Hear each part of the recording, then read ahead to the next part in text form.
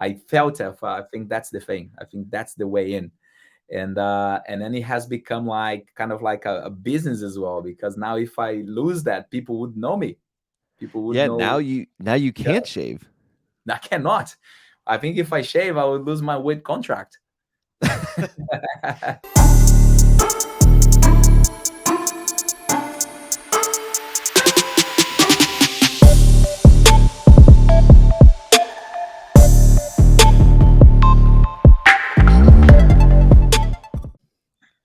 All right, guys, we are live. This is the Difference Makers podcast. My name is Justin Tamani. I will be your host today. Today we have with us Gus or Gustavo Vaz Tostes. Did I say that right? Vaz Tostes? Tostes. I'm trying. The Brazilian names have been getting me, but thanks so much for joining us. Gus is a fit master trainer in the UK. He is also the WIT head trainer, or a head trainer with WIT, and a huge part of the community development at WIT Fitness. So, Gus, thanks for joining us here. Oh, thank you for having me, man. It's a pleasure. Yeah, I'm really looking forward to our chat. Me too. So, let's get started with your story a little bit. You're from Brazil. You're now located in the UK, and you've been there for a little while now. How did that all come about? How did that get started? Well, I have been here for about now 8 to 9 years, but it always started about 8 9 years ago when I decided to. I was finishing my uni, sport and science in Brazil, and then I wanted to learn English because I wanted to pursue a master's in physiology, coming from a football background of the Brazilian, right? You gotta be football. I Yeah. used to play professional junior, and Okay. and then I just got a bit frustrated going into professional, and then I decided to give up football, and I just really played for uni, just like scholarship and all that. And then I was done with football, but I always loved the performance side of sports, and I always tried to look at it in a different way. So I thought I could really do something different with my my experience being in a high like performance sport from as far as I can remember, maybe 8 years old, whatever. So then I wanted to pursue these physiology masters, and then but for that I needed English. So I was gonna go to the US actually, but I had my visa denied, and and then I had a friend coming back from London, and then he said, "Oh man, you crazy! You gotta go to London. That's where things happen, and it's so much easier to get there. You just need to really sign up to the course and do like a quick test and go." And so I did. I did a quick like 3 months English course, which I didn't really learn much. And the test was really just like speak to this teacher, just say my name, where I was from, and that was pretty much it. So I came to London, worked.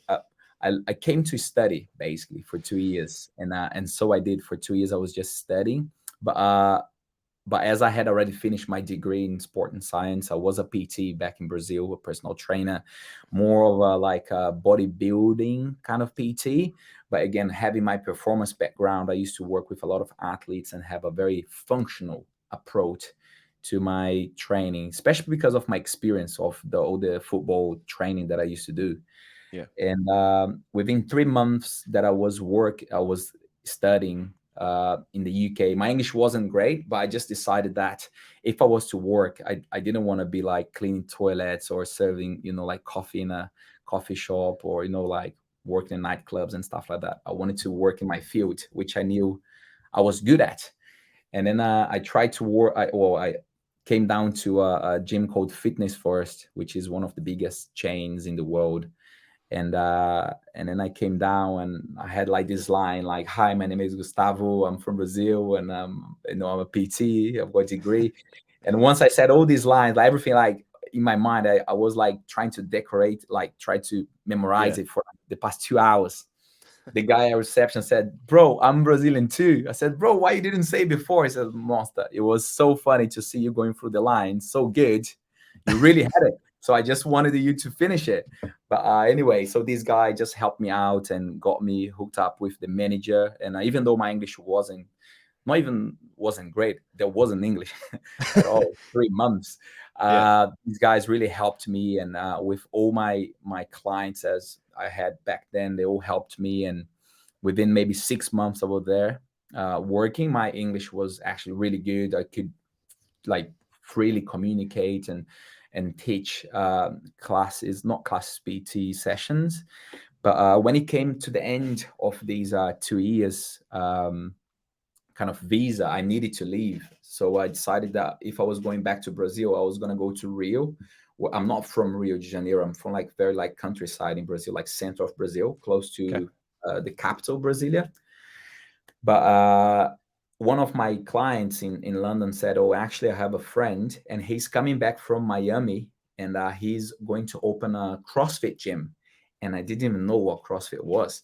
And then I did have some people asking if I was PTing CrossFit because of my functional way of doing things, Yeah. and I never really was. I would say yes, just so I could Yeah. get the client, but I didn't even know what CrossFit was. So I did, like, in my last month here in London, I did a quick like introduction course in CrossFit Mhm. London, which still exists, and it's the second or third CrossFit gym in the whole Europe. The guys are still Oh, running. okay. Beautiful gym, by the way. They have just gone through a refurbishment. It looks really cool. So I did this course, and then I went back to Brazil. This client hooked me up with these guys, these Brazilian dudes coming back from Miami. And we got together and we opened this CrossFit gym in Rio de Janeiro called CrossFit Posto 9. Um, it's a reference for like a place on the beach, on that place, like yeah, like a place on the beach, basically. And Okay. so yeah, and then we opened this gym. We did really well. We had, so Rio is the main, it's like London, right? Yeah. In Brazil. So we had most of the celebrities coming down. One of these guys that we opened up these gym with, he did like a reality shows. He was a little bit famous in Brazil, so he had a massive marketing background and experience in TV. So we started doing all these videos on Facebook. Instagram wasn't really a thing back then. So we started to grow our community really like quickly because of all these people that we were training that had a massive exposure being like celebrities and parts of the TV. But also we started doing loads of how-to videos, how to snatch, how to do muscle ups. And back then, no one was doing that. No. And then get involved in competitions, really trying to build a community. One of the other guys that opened up the place with us, he used to work for Apple, so he had a massive background in like customer service and system and how to make everything run smoothly. It's an American dude. So yeah, it went really well, but I decided that once, like 3 years after, 3.5 years after, I lost that butterfly in the stomach. Like Yeah. I was like, Yeah. man, this is good, but it's not great. I know I can do even better. So I thought, if I can go back to London and replicate what I did here with these guys in Rio, with the power of the CrossFit community and methodology, and I knew how big the market is in London, but also quite poor it is here. Mhm. Everyone is so busy. All these PTs, they are so like, they're not really focused. They're more focused on their businesses rather than really try to change people's lives through fitness. Yeah. So I thought I can really do something great. And then I decided to come back. And then I came back, and man, I spent a good year and a half trying to find a spot in central London, because my goal was to start these kind of boutique CrossFit, something central London where people from the city or from like central London can really quickly and easily have access to, which offers like a good, changing room for them to go back to work, or with that kind of vibe. But I wasn't being able to get a spot, because being this young Brazilian dude with this funny mustache, if you know me, you know about my mustache. And I had some investors. One of them was Arabic guy, quite young as well. So like landlords would look at us and say, "Are you serious? Like, you want to sign a 10 years contract with two young dudes?" And yeah, so I was really struggling. I nearly got a few times, but I was really struggling. Like, I was competing against, big shops, supermarkets, banks, for these Yeah. big spaces with no pillars. And in central London, it was really hard. But then my biggest strategy, knowing the power of the community, when I came to London, I had to be seen, I had to be known somehow. So when I came here, I wasn't really working. I had a bit of savings for the first 3 or 4 months. Man, I was going to every single gym, CrossFit gym, normal gym, every single event, and trying to just make sure I meet everyone, and Yeah. everyone already met me, see me somehow. And that's how I kind of met WIT, because Yeah. they were already kind of rolling for 1 or 2 years. Okay. And I thought that that way would be a good way to kind of like get into it. Was WIT at the time already established with their gym, or was it just a retail shop when you started with them, or when you met those guys? So actually, they were the way how WIT started. For those who don't know, just 1 second. Yep. I have my little daughter Oh, it's running. all good. um, so the way how they started with a pop-up shop in a big shop, in a big Okay. like sports shop, just a little corner, Mhm. and then and online. And then after that, they rented a pop-up place in a tube station called Old Street, and kept on growing there online. And then after that, they managed to rent a first kind of shop space in Shoreditch in London. These really cool new area in London. A lot of like young people create. It's the creative side of like Soho in New York, in Manhattan, Yeah. that kind of vibe. So when I came in, they were at that stage. They only had the shop. It was a pretty small one downstairs in the lower ground, and but they were trying to really reach out to the community by then, really try to get involved in events, promote events themselves, and really reach out to the community. And as I came from Brazil back then, I was on my peak of like competition. I had just made it to regionals as a team, so I was in a good shape. I was really fit, and and then I start to try to get involved in any competition or any event, and they start to invite me for like photo shoots and help them with like running some classes or judging in an event that they are Yeah. hosting or supporting. And they got to know about my project, what I was trying to do. And then happened that they had this idea to open this like kind of WIT experience in central London, which was Mhm. a shop and a gym downstairs.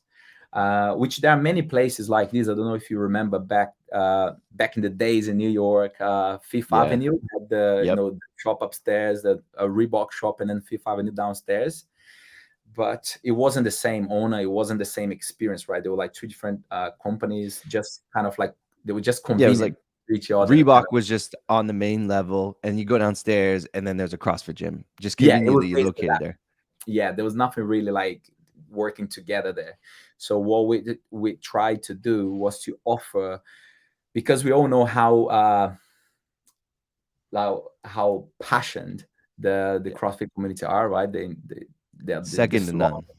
Yeah, Yeah. and we thought that if we could offer something like people could come, grab a pair of trainers, and truly like try it in a class, or like, or as Yeah. they are shopping, they hear like a coach coaching and music and bars dropping and all that stuff. I think it's a different vibe. And not just that, but offer back to the community, such as create events there to give back to the community, such as free seminars and workshops, and lots of cool stuff like charity events, and just give back to the community, really. So that was the idea. And because it was right where I wanted to first open my spot, my gym, it Mhm. had to be that kind of like boutique style, because of the audience that we were going to be working with. So my initial project really matched what they had in mind for their idea. So they said, "Hey guys, we know you're looking for a spot, like a place for your gym, and we have a space, and we're looking someone to run it. Would you be interested in jumping in this journey, and kind of helping us with that?" And I didn't think in twice, man. I was like so like looking forward to stop that search and just do what I love, which is coaching and being with people. Yeah. And I said, oh yeah, let's do this. And that's how I kind of got into it. That's how everything started. Such a cool story that like that I can just like I've never been to WIT. I've never been to London. It's a place I've always wanted to go to, but I can just like feel that vibe of being in the retail shop and then just like hearing barbells like dropping either like loud or just like faintly, but you can still imagine what that sounds like. Like you can hear the bass going in the background as you're like looking through shirts or pants Yeah. or shoes, whatever. Dude, like that's one of those things I've always wanted to go and check out. No, yeah, I'm But sure you're you, gonna love it. We do try our best to give a good experience to people when they come down. yeah. Now, WIT, the community at WIT is incredible, and we were talking a little bit off mic. You're a big proponent of building the community there, and during COVID, you guys had to make a little bit of a pivot, like primarily as being a retail shop, but you guys had um, the gym shut down for a good extended amount of time where Yeah. people couldn't go in. And I think most people have experienced this. But how did WIT pivot what you were doing with the boutique and the whole WIT experience and pivot to being more of the online experience?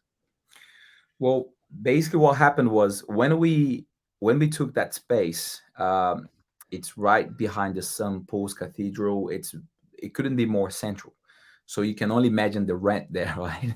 Yeah. So one of our biggest goals, and we were really excited with the methodology that we wanted to put in. It was something very new to London. All the other CrossFit gyms were very like old school, kind of like rusty and arches, and a little bit not quite in central London. And we were really excited with new style that we wanted to offer. I think that would bring people that would probably never really have experienced CrossFit before, maybe because they didn't have access to it, basically. So Hmm. we took it very serious, and I was coming in so hungry as well, especially with that whole experience that I had in Brazil, and I knew how far I could get. So we took it very serious, and we did a lot. I don't know if you remember when we opened, we launched like all the biggest launches of the year, like Noble, Nike, with Matt Fraser, all the top athletes. We had everyone. Do you remember that when WIT, we opened that space? yeah, WIT had some of the craziest collaborations that nobody was doing at the time in the space. Like Yeah, you're looking at stuff that brands like Kith would do, or like like Kith collaborating with like Nike, or these huge collaborations. But that happened in like the streetwear space, and in the CrossFit space, like that wasn't a thing. It was still up and coming, and WIT was the one that just went, all right, this is what we're gonna do. We're gonna bring this in here. And you didn't just collaborate with one brand; you guys collaborated with everyone. everybody. Yeah. But that was something that we really tried to do. Like collaboration is our key, like not secret because we don't make a secret, but it's a part of our foundation. We Yeah, believe that together we can just promote fitness as a whole, and fitness growing, everyone benefits from it. And every brand has a different style of working. They have different goals, they have different budgets, and they have different people to work with. So we hmm, just go in every single project with our all, and we try to make our absolutely best to each and every single brand based on what they want. That's why we have always managed to work with everyone and keep everyone happy, because there's no like jealousy. Oh, you have done better for them or better for these, or you do more yeah, for them. We always try our best, and that's our way. That's my way to do. We take every single opportunity and make the most of it. So and that's a little bit of how we managed to do all these. But the thing was, when we did all that, kind of like the gym itself took off. Like people would that had never heard about WIT before, they would know of WIT as a gym, because we, like, out of the blue, it just became one of the most famous CrossFit gyms in the world. And with all these collaborations and getting all these people, like these top athletes, yeah, post about us and to train there and to tag us. And on my side, I'm still head of training for the whole company, but back then I was head of training and head coach. So yeah. programming and dealing with members. I had my wife working on the front desk, and like it was a proper You're like doing hands-on everything. everything we put in. So we got really big, but then people started to see and know us as a gym. So what happened was people would stop buying from us because they would think I'm not gonna buy if I'm from another gym. I don't want to buy a gym's competition like another gym's t-shirt.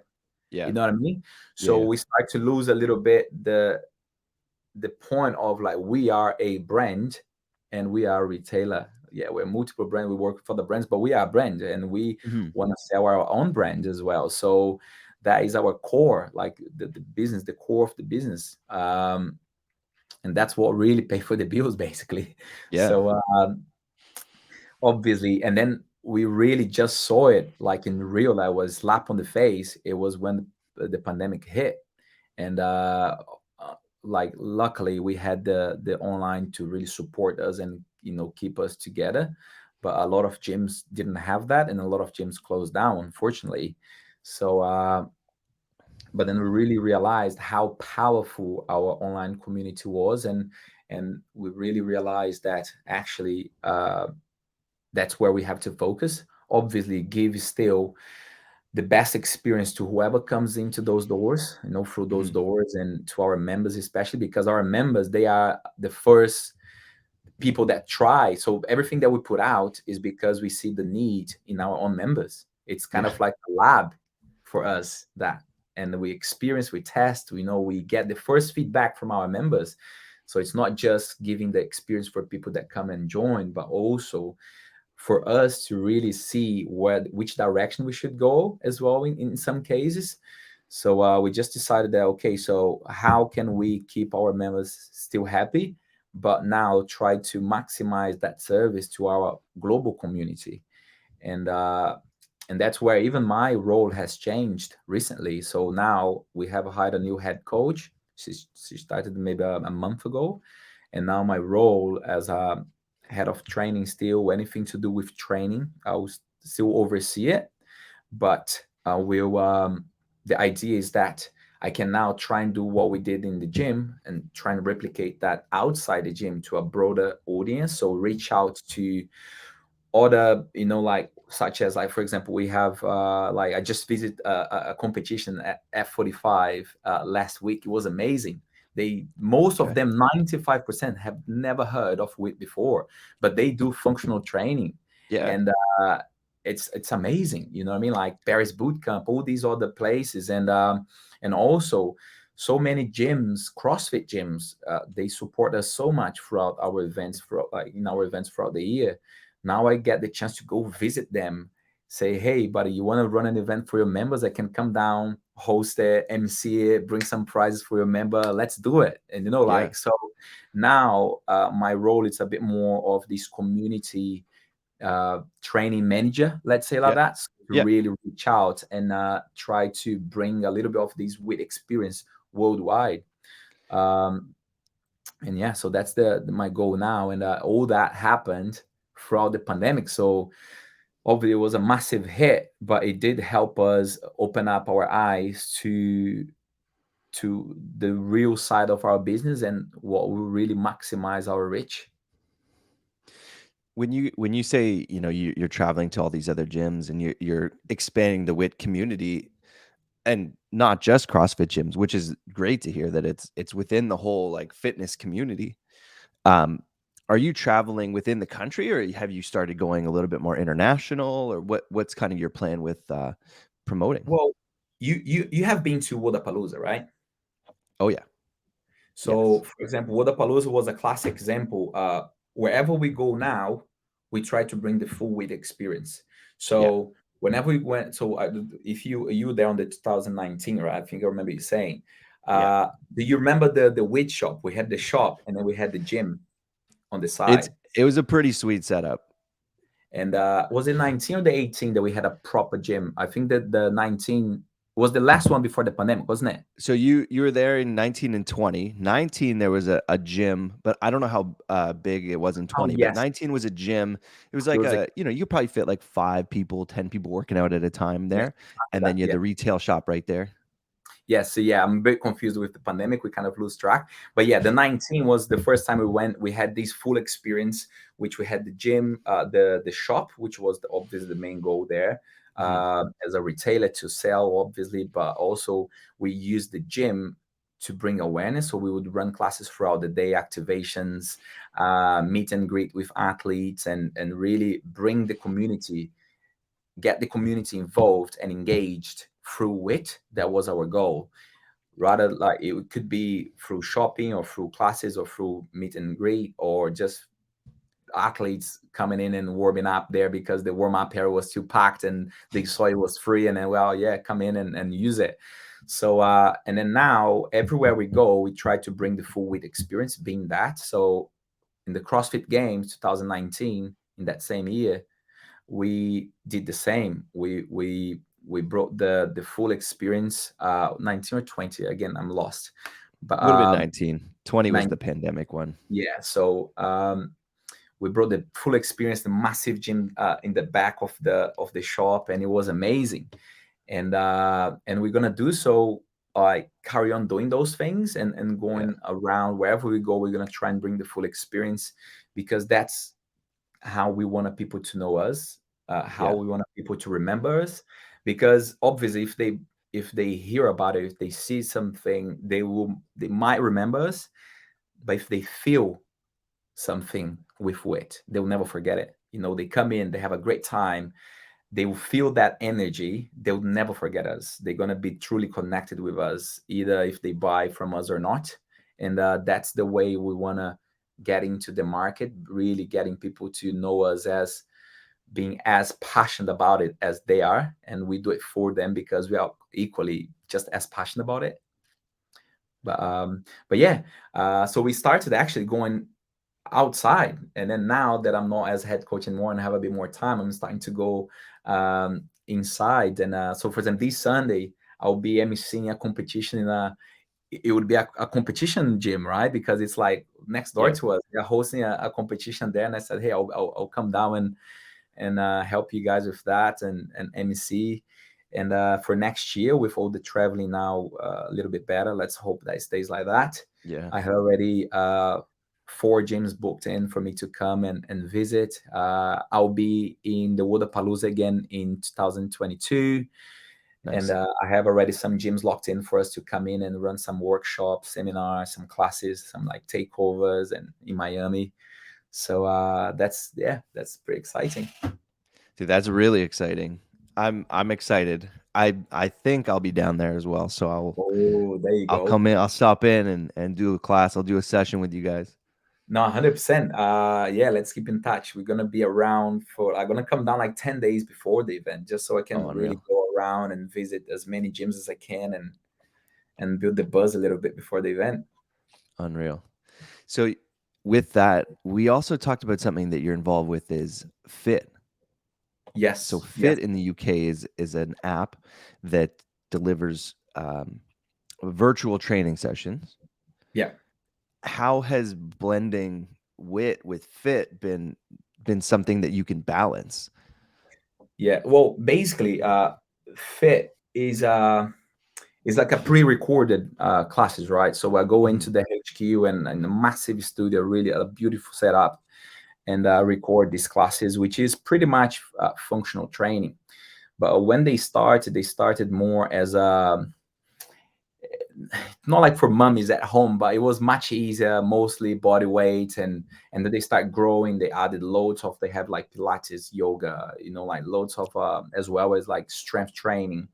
But they always had this kind of really like more very beginner, or more like mummies staying at home that would do it. And they wanted to change that because they really believed that they had the power to reach out to these more functional communities, like functional training community, especially because we all know how difficult it can be sometimes to get to the gym, but yet we all want to train. Or if you're on holidays and like they offer a really nice class because it's a really like good quality filming, like proper like TV level. The playlists are insane, and I'll be working out with you and really like giving like proper coaching cues, and it's just nice because it's a really good experience. And they approached me because they wanted to have a bit more of a male presence as well, but mainly reach out to this more hardcore, let's say, training community. So For WIT, it was great because again, they had back then like over like 200,000 people following the app. And imagine probably most of them would never have heard of WIT before because they are not from this CrossFit Yeah. community. So that's me bringing WIT into this massive audience that would never had access to if otherwise. So in terms of like business or in terms of like WIT, it was a massive collaboration in a sense that happened through me being there. And for me it was a great opportunity, man. Imagine like I had just come back from these, or it has just come from these environment where I'm teaching classes to 200 people at once. Sometimes, the energy you get from it. You are a coach as well, Yeah. bro. You feed off that energy. It's amazing. You bounce back. It's crazy. You feel like you are high. You finish the class and you even like the Yeah. adrenaline drops and you feel like even like I'm dead. Yeah. Imagine like trying to replicate that in a studio, just you and a camera guy. All the lights pointing at you, and you have to act just the same and bring just the same energy. Hmm. And I'm not English speaker, right? I'm not fluent. So for me to teach in English, so I have to read the program, I have to talk, I have to worry about cameras, I have to worry about these things and cues. And whoa, it was a massive challenge, which I was really, really keen to get, because I could see if I managed to do this, um, I think it will really help me even whenever I have to sit in front of like a or front of the TV or deal with more people and or even just think quicker. So I took it also as a personal challenge, and it just happened that it went really well. Like the Fit family, they are amazing. They come from like really solid backgrounds, work with big companies such as Facebook and Google, and they just know how to work with people. So, and they gave me the freedom to come in and program my own style, program my own classes, and I had the chance to bring a little bit this CrossFit uh, methodology into the app, and the way how we do like skills, into accessory work, into workouts, and the warm up and cool down, and the cues and weightlifting. We always just use dumbbells, but I did like full cycles of like muscle power, squat, everything weightlifting wise with dumbbells. Uh, and yeah, it was amazing, and it's only growing. They are about to announce a massive partnership with Assault Fitness, which is a massive brand inside our community. And knowing that Assault Fitness has the Assault bike, the Assault runner, and the row machine, they want to now start offering classes within those machines as well, which is going to be massive for our community, but also to the community that they already have and want to kind of step up a level. and Yeah. uh and trust me, it will be way cheaper than a Peloton machine for sure. So it's gonna be massive, and I'm really looking forward to when this collaboration starts to kick off from Jan now. So not long to go. Has that been announced yet? Can we Yeah, keep that in here? they have been. It's I exclusive. don't want to drop something. No, they have already been posting, and they Okay. haven't dropped yet the classes on the app. They're Okay. just Okay. teaching it and announcing this collaboration. So that's why I could already Okay. say about it now. So we are not gonna do anything illegal here. We're good. But yeah, that would be massive, man. And imagine like you going in, and or if you have a machine at home, you can come train with Coach Gus now. Just put in and connect and train with Coach Gus. So with that, like you got your Fit app, you got your subscription. When you do the class, is it like, okay, I have an assault bike today, and then it's like this is the workout on the assault bike, and we run through it with you? Yeah, together. I'm gonna be talking you through and doing it with you, and then you can count reps on and off the bike. So you're gonna count your calories. You're gonna see your RPM on the screen, and like there will be like competition classes with leaderboard, because I can count your reps on the floor as well. If you're doing burpees or dumbbell snatches, whatever it is, it will be counting your reps off the. Some class will be more like training, just to improve Hmm. your. You have an aerobic system like type of train, like intervals, long, like short and long, and these Metcon style. So these three kind of like style of classes with the bike, Yeah. and you're gonna be able to some of them to track your whole class. So that's massive. That's something really nice. And again, not that the online world will ever replace face-to-face experience, because I don't believe that that's the case. Yeah. The thing with online, which I would never get tired of saying, especially after the pandemic, I think it's not that people will ever replace, but it's more about being an entry level, or a kind of like, for people to imagine, that people that don't have access to gyms, or gyms are too expensive, or they don't have time, but now they don't have excuse. You know No. what I mean? So I think this is, again, just going to increase the size or the entry into fitness. And then once these people, they get into it, there's no intimidation, because they're not sharing a room with a massive guy, or, like a super fit person, or so there's no that kind of very intimidating kind of vibe. Sometimes they are into their rooms, safe, sound, no one's going to judge. But within few months, this person's gonna be flying, and they want to show it off, or they want to now Yeah. meet some people, and then that's when they're gonna now sign up to a gym. So I think it's a massive combination, again, a collaboration here, which online and like local gyms should have, and I think everyone's only gonna benefit from it. That low barrier for entry is incredible. Like most people, especially over the pandemic, have started to accumulate little pieces of equipment here and there, and just being able to integrate that so easily. That's pretty awesome that collaboration is coming out, because there's nothing like it in the functional space right now. Yeah. We have all the Pelotons and those types of things, but we don't have like a functional app in this world, or sorry, in our world of Yeah, in functional our world, fitness yeah. that we can use. Yeah, I'm and not just use, but really get benefit from it. Like the Yeah. program that I run there, it's not because it's mine, but I put a lot of work into it and programming it. And man, I remember filming it and being sore for a week, because I Yeah. truly do it. I do it like full on.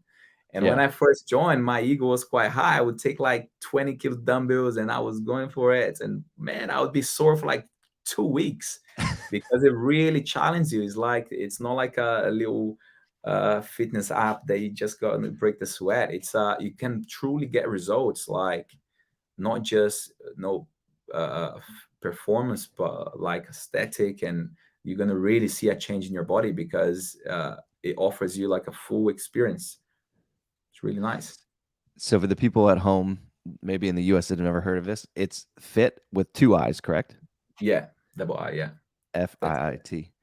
And we are launching in the US as well now. We have some American trainers now already in the platform, and the goal is to really try now and take off in the US as well. There's a lot going on in the US in terms of that online type of Yeah. of classes. But again, we believe that the way how we do it, the professionalism of the quality and the programming behind it, and the collaborations that we're doing, such as Assault Fitness, I don't think that there's anyone in the world doing it like we are. Even like on like TV, over here, we already have it on the Skybox. So you're gonna access your TV, and it will be already there. So you don't even need to download an app. We are also doing collaborations with gyms. So there's the gym group, where people are going to be able to come into a class, sign up to a class, come in, your equipment will be there ready, and then the class is going to be going on the screen. You don't need a trainer. You just all going to be very, like easy, or you're going to just access a TV on the gym floor, where you can just select your class and then put like a earphone and smash your workout. So it's really evolving and trying to blend a little bit these online with the local gyms. Again, everyone's Yeah. going to benefit from it. From a Yeah. gym perspective, imagine if you could have a little corner where you could have 5, 6 people smashing a workout nice and safe, and you wouldn't even need to spend money on a coach. You know what I mean? Like, it's Yeah. amazing. It's a great use of that space. I mean, you can have arguments against that too, but then I like how you phrase it. It's like a gateway drug to get Yeah, into I fitness mean, and being more comfortable with it. I would always have a coach there if I could, but what if I cannot afford? Yeah. And I have a waiting list on my gym already. You know what I mean? Like, but I have that space there that I could use. Why not? You know what I mean? Like, or if I want to get people from a bodybuilding gym to get more into functional fitness, within a few months they're going to be joining my CrossFit gym, but they started it in this app, and then now they decided to. And I have that. I have many members now at WIT who start training with me through pandemic in the Yeah. Fit app, and then now they want to train with the real coach Gus, and then they came and joined WIT. And again, so that's amazing, and that will happen worldwide, like wherever you are, that can be happening. So I think it's not, there were always going to be people going against everything, and nowadays it's even funny the way how that shit going. Yeah. But even my way of training and the way of coaching, I'm really open-minded, like in a sense of, so for example, I love functional bodybuilding in a sense that I believe that we should be isolating more in order to tackle some weak links, and as well as bodybuilders should be doing more functional movements to try and make a bit more functional with their massive bodies. And again, rather than trying to be really like tunnel vision in one methodology, coming from other type of training, it's more about, okay, so what is it that other people are doing that can benefit my training, that will give me a better result, quicker results, or a better experience training, or going to have more fun. And I always try to bring it into my training rather than, no, no, no, that's not CrossFit. Oh, no, you shouldn't be doing bench press. That, you know what I mean? Like, Yeah. that's the point. You know what I mean? Like, why? I understand why people do it. I do judge them a little bit, but it's their life. You do you. I don't mind, but don't come to me now and judge me. I'm try to be very open minded with that. No, I couldn't agree with you more about the functional training and how that like connects. Like most people who want to improve in the CrossFit space, they're like, I need to get pull-ups, I need to get muscle ups, like all those things. And it's like, all right, well, have you done your rows in the last little while? Have you done your ring Yeah. rows? Have you done your dumbbell rows? Have you done like all those little things that are going to help you get stronger in those pulling muscles? They're just like brushed over. No, they just try to kill themselves in as many drills as they can and doing muscle Yeah. ups as many times as they can after workout when they're tired. And but again, that's one thing that I try to do personally in my pages. If you guys check my Instagram, you see it. I always try to break down movements and tell people that there is a easier way. Sometimes you're gonna have to be a bit more patient, Yeah. but there's no need for people to add more stress in their lives. What people happen in CrossFit a lot of the times is like, it's a beautiful sport. You watch CrossFit games, you want to become a CrossFit athlete, right? Yeah. And then you come on the gym, like in the gym on Monday, you want to smash it all and add all the intensity. But people don't realize that they actually have a full-time job, 9 to 5. They have 3 kids, they have stress coming through all like their lives. And now they're Yeah. adding pressure because they have to add a 5 kilos PB to their back squat. Who cares about it, man? Yeah. Just what is it that took you to the gym for the first place? It was because you want to have fun, you want to socialize, you want to look good, you want to be fit. That's cool. Don't start, like adding so much pressure. Oh, I need to get my first muscle up. Yeah. Why? What do Yeah. you need it so you're not gonna get paid when you do it? You know what You I mean? said the Like, best thing. No, they don't have the patience for it. They need more patience for it. yeah, Strength takes time. it takes time and the skills, the strength, right? Yeah. Dude, it And takes time. And people just like, why can't I? It's like, have you put the time in? It's yeah, how long simple. have you been doing it for? Yeah. People don't like that question. Yeah. Well, And because they they want to see it now, right? They want to see it now yeah. because other people are doing it now. They don't even see how long did that person took to do it. That Yeah. that that person. And but I think as a coach, we have to be also managing that expectation as well. And that's something that is so hard because people sometimes for you to just come in and say, hey, listen, I get you, I listen to you, but it's not gonna happen next year. It's also hard for you to say that straight to It someone. is. It And is like hard. as a coach, the hardest thing is managing expectations, but it's also the most important thing. It is because Like, I think what kills the most your member is the expectation, yeah. and when they also don't learn how to appreciate what they get. So, for example, if you came in today, you couldn't kick up upside down against the wall. Within 2 hours, 2 classes, or in an hour, you managed to. That's a massive result. Yeah. You need to celebrate that. But now, no, that person now wants to get 10 strict handstand push-up because that's what people at their same level or age or size can do. Yeah. And then, they never going to learn how to appreciate that they couldn't kick up upside down an hour ago. You know what I mean?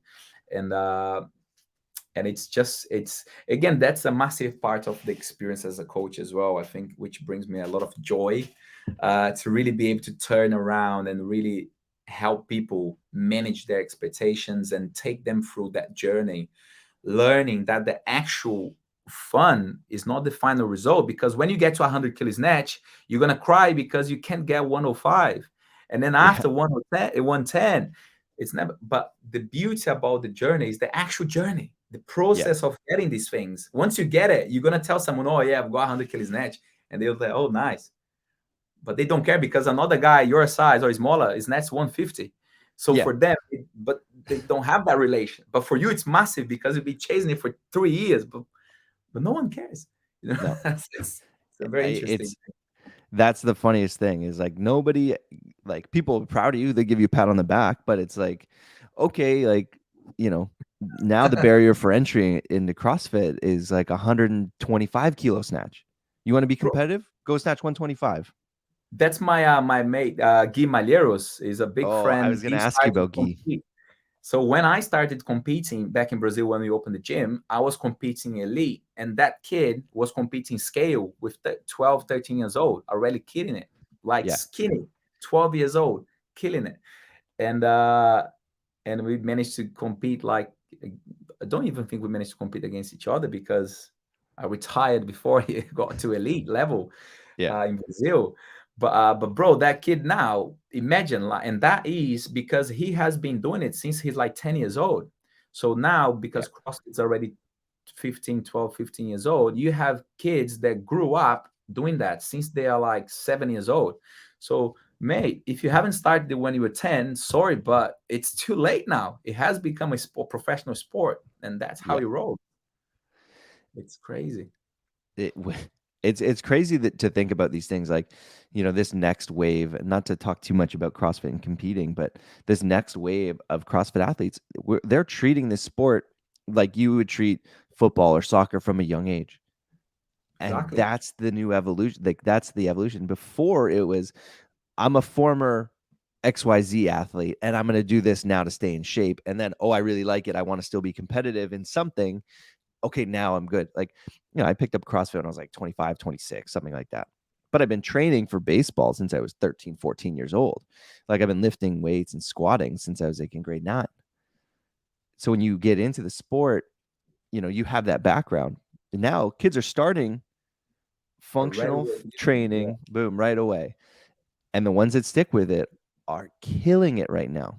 Yeah. Look at I think WIT. the ones that have a coach who can hold them down a little bit and respect Yeah. the phases and expectations, they are killing it, right? Because Yeah. so many of those kids as well busted, already Yeah. gone, back Yeah. problems and knee problems when like 19 years old, 20 years old. Look Just at your WIT athlete, Canadian girl, Emma Lawson. super She's young, right? competing. She's 16, 17, and she's competing at Dubai this year. She still technically has one more year in the teen division. Dude, She can make it elite already, probably, right? Who what knows? she's competing in Dubai in Yeah, 2 it's weeks. competing elite level, yeah, competition. It's insane. It's insane. But again, like, so for example, that's something that I always said in Brazil, like playing Brazil, the main sport is football.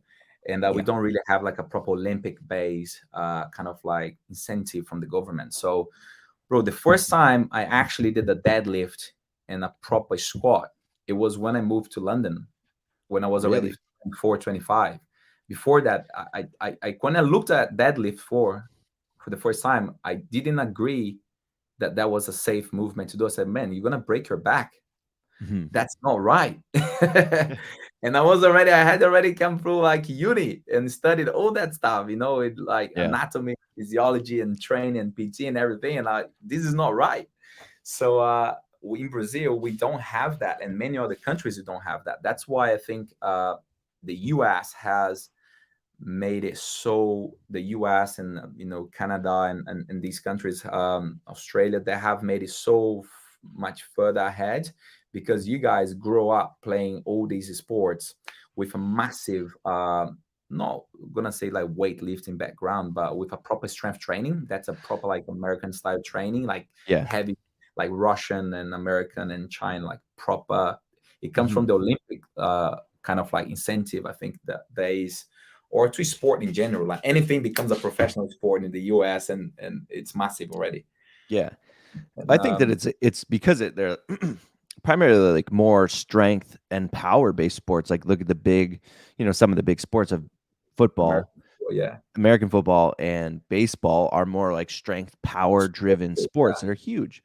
But like soccer, football, skill, right? And European run, football, yeah, it's finesse, it's skill, it's speed.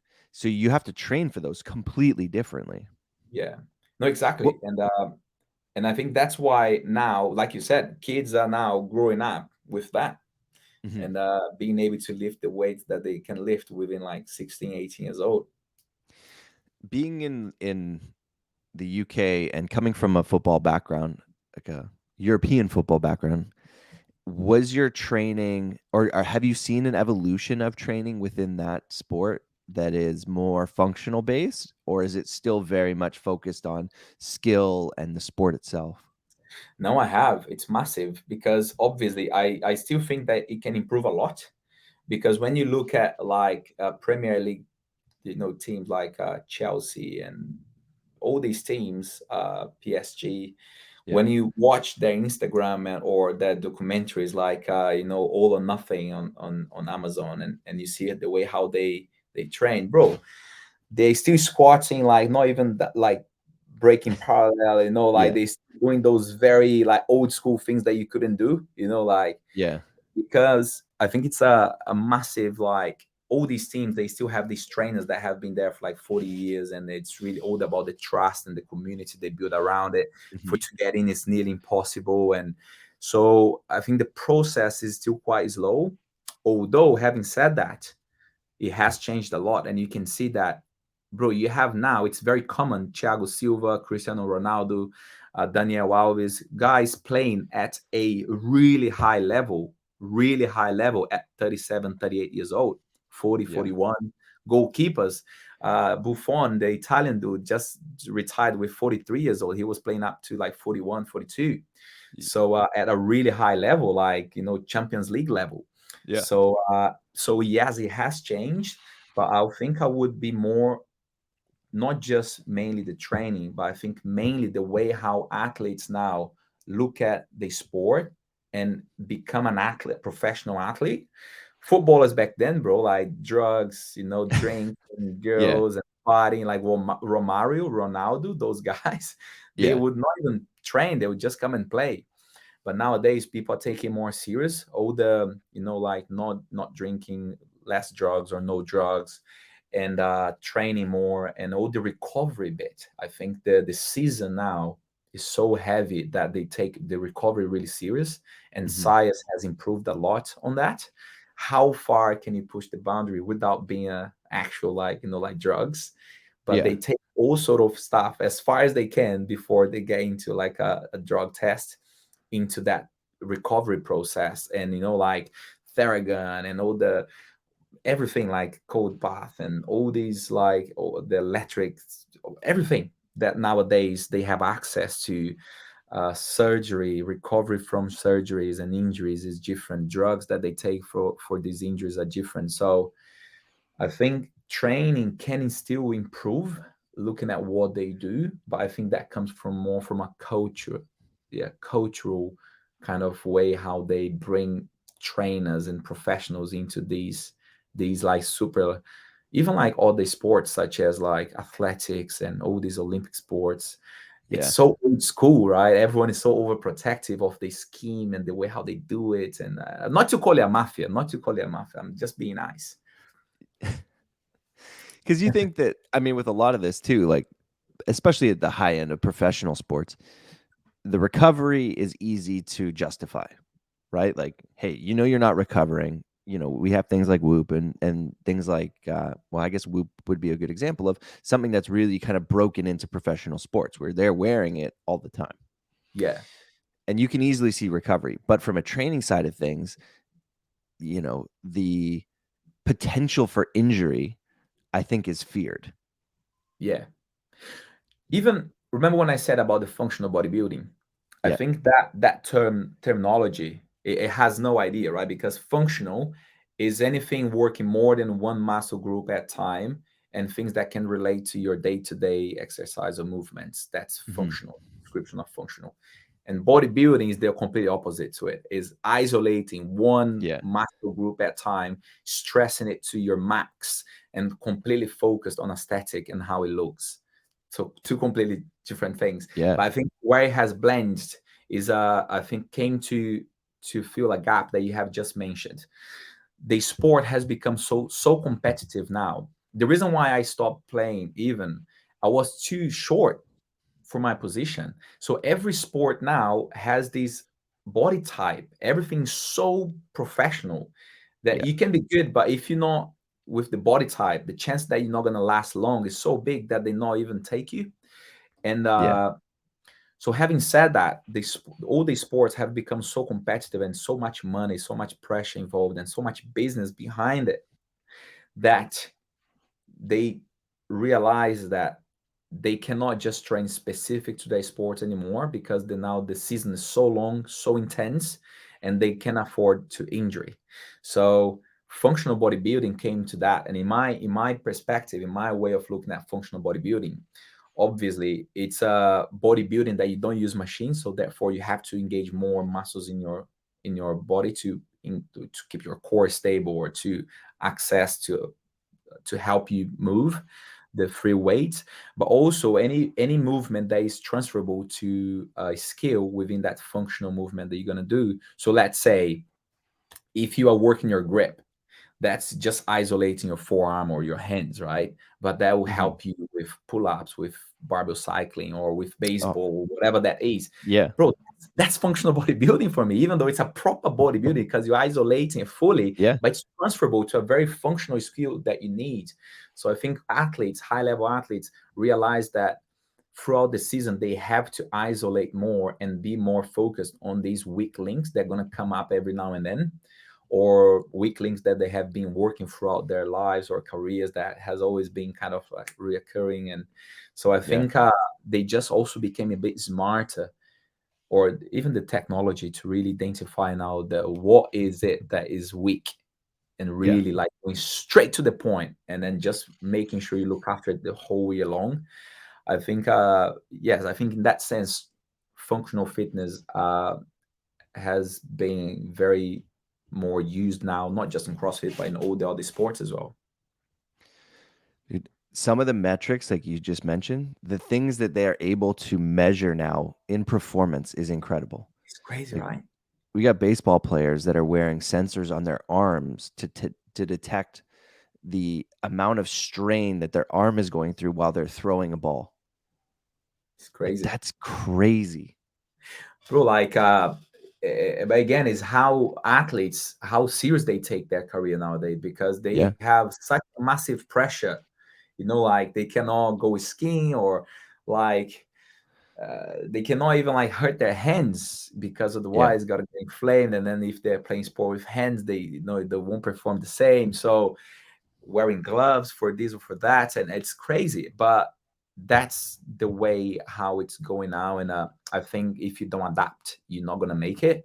And when it comes to CrossFit, again, it's so related to like kids respecting the process, working with professionals that truly know what they're doing. And you can really trust your whole life career to someone that will say that I can get you to the games in 2 years. You know what I mean? Like, how? Yeah. Haven't made it yourself, or you've done anything before, or like it's just. I think nowadays it's so easy to sell yourself, especially with like social media and so much bullshit going around. And Yeah. I think people have to be really careful. I think the more information, the more is going out, I think the more the danger, the more the danger is in that sense. And I think it's a good point for people to really pay attention to. Awesome. Before we wrap it up, I need to know about the mustache. How did the Oh, mustache start? Where you like WIT has made a shirt with your face with the most iconic mustache in the fitness world? Bro, the Right there. mustache. It started when I started this gym in Brazil with these partners. Bro, they're just too good looking, like really good looking lads, and like tattoo all over and nice hair and all this stuff. And I was just a normal guy. And I was like, man, how can I match that? I wanted to be different. I want to do something different. So I thought, I mean, I have no balls to have earpiece or anything, and tattoo. I just can't do tattoo now, man. I don't have no balls for that. And then I thought, well, I can grow my hair and my mustache and my beard. This Yeah. is not even an option, bro. This is all I have. Like this hair has been here for maybe 3 days, and look, it's nothing there. So it's just here and there. So I said, you know what? I'm gonna just let everything grow, and that's something that none of them had, like longer hair and the facial Yeah. hair and stuff. And then I thought, well, that'll be my thing. I'll be known as, that guy with the beard and the hair. And but then my wife said, back then it was just my fiance. She said, "You're not doing that until we get married. I don't want you looking like a homeless in the wedding." I said, "All right, fair enough." So the last day I shaved, like proper, like face, like clean shave, and had my haircut was in my wedding day 7 years ago, and 6 or 7 years ago, something like that. And that was the last time. So ever since, I've been growing my hair and the mustache. Within 3 or 4 months, I had that mustache already, and that's how that's the thing. Because when I started to go to competitions, people would, good or bad, people will remember you, and that's the Oh, point. yeah. Be remembered. And I remember that people would remember me. Oh, you're the guy, the mustache guy. Yeah, I remember seeing you. I said, oh man, people would Yeah. know. Now you Yeah, can't shave. I cannot. I think if I shave, I would lose my WIT contract. I'll have to check with them about that. But I kind of want to see the picture, the Oh, pre mustache. Oh, we have I, it. I do have one here. Oh, if you said before, I would have left it here for you. But Oh, I do have, and mate, you would not recognize me. Oh, there you go, found it. Oh, this one is just a zoom of me. There you go, oh. What do you bro. mean? Look at this good-looking face right here. I mean, good looking, but you wouldn't remember. No. He'd just be another guy, in the pack. Yeah. But that's me. That's who my wife got married to, and she misses a lot. She says, "Are you ever gonna, go back?" I said, "Oh, maybe a few years." I do sometimes, bro. This is a lot of work. Sometimes I just wish I didn't have it. Yeah. But maybe, I don't know. These probably could go 2, 3 months. It's back on. Like the hair, I don't know. The hair takes years, man. It's The painful. hair takes a long time. Yeah, but Keep these it. maybe Keep it. one day, maybe the end of a November, I'll just, I'll do it for charity, pretend it's for charity, and just shave it. And Maybe that's next year. Now that we're at the end of November, you gotta make the big I don't know November if I'm push ready. next year. Tell WIT, I don't know hey. if I'm ready, bro. But it's here. It's a seed that is growing. Let's see. Let's not Okay. pressure. Hey, No pressure. No pressure. WIT, Don't pressure. if you guys are Not listening, shaving the beard. we got a lot of money coming next year for November. A lot Oh, of money's imagine that. coming in. I gotta have to take a little piece of that money as well. No, not joking. That all for charity. All for charity. Amazing. Awesome. Guys, thanks so much for your time. Where can people find you if they want to check you out, want to find out more information about the things you're doing? Tell us a little bit where they can find you. They can go to my page on Instagram, Gus Gus dot WIT Fitness, right down the screen. I think you can see it, and that's it. You're gonna see about me, my family, my lifestyle. You're gonna get to know a bit more about me and everything I'm doing. So yeah, just stay tuned. That's it. Awesome. And then WODProof this year, they're going to see you there Oh next yeah, year? if everything goes well as it's going now, Yeah. we'll be there. Jan 13th, it kicks off, and I'll be there. Amazing. Gus, thanks so much for your time. I really appreciate it. Guys, this has been the Difference Makers. Like, subscribe. We're on all the podcast networks. Follow us on YouTube. I appreciate your time. Awesome. Thank you. Bye-bye. Thanks for tuning in, everybody. Hit that like button and subscribe down below for more content coming soon from WODProof.